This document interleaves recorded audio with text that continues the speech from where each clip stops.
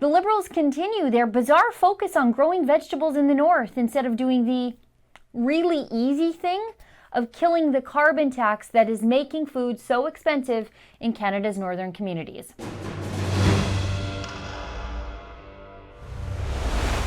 The Liberals, for some reason, really want to figure out how to grow carrots where carrots aren't meant to grow, to the tune of $500,000 in just research and training. Look at this in Blacklock's Today. The Canadian Space Agency is spending $450,000 to show Nunavut residents how to grow carrots in the Arctic. The agency justified the spending as research on future food production in outer space. The facility will be used to demonstrate plant production operations in a harsh environment and provide research opportunities while testing technology and operational procedures that may one day help astronauts grow food off Earth. The agency wrote in a notice, it budgeted $450,000 to train local residents to run a greenhouse called the New Arvik Food Production Facility in Johaven, Nunavut, a hamlet 250 kilometers above the Arctic Circle.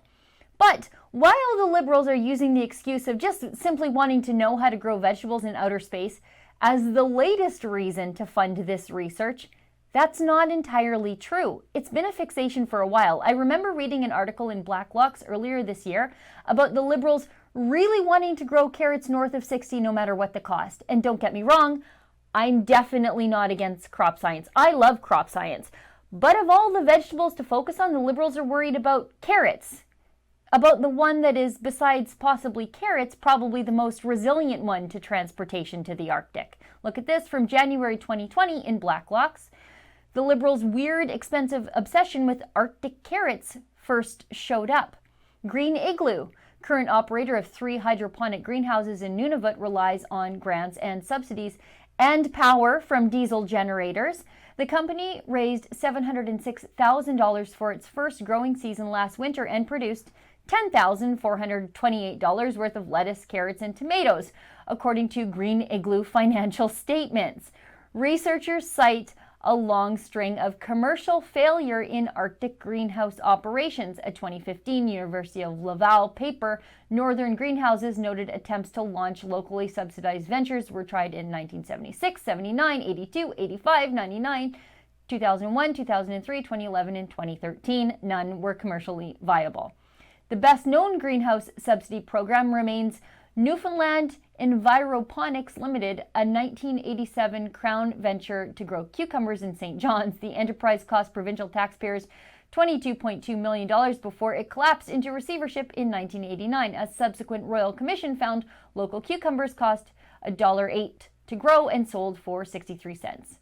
Arctic residents pay the highest food prices in Canada, despite subsidies under the federal Nutrition North program. Costs range from $6 for a single orange to $9 for celery, $26 per kilogram for grapes, $70 for a watermelon. Privy Council memos said any Arctic greenhouse venture would require teaching programs to address gaps in knowledge and capacity to produce, prepare, consume, and sell food. Now, I completely acknowledge food insecurity is a problem in remote communities, but throwing good money after bad over and over and over again is really no remedy.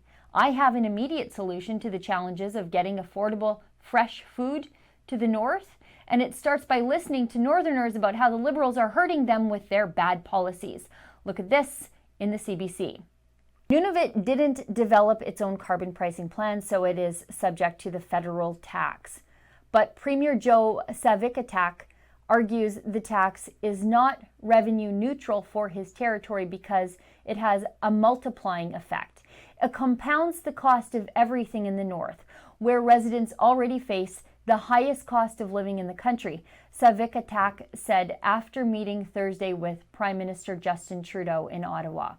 When the carbon tax is imposed in Nunavut, it puts the price of fuel up and the price of heating fuel and gasoline up, he explained. But it also puts the price up for all the freight that comes up, all the food that comes up.